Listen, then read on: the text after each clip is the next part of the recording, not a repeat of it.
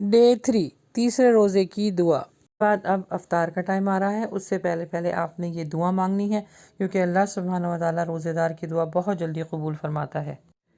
اللہم انی اسألک الہدی والتقی والعفاف والغنی.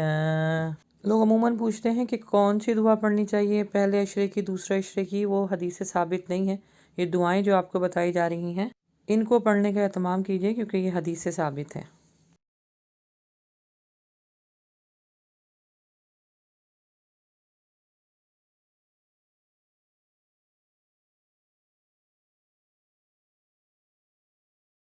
اللہم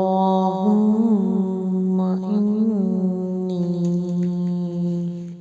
اسألک الہدی والتقی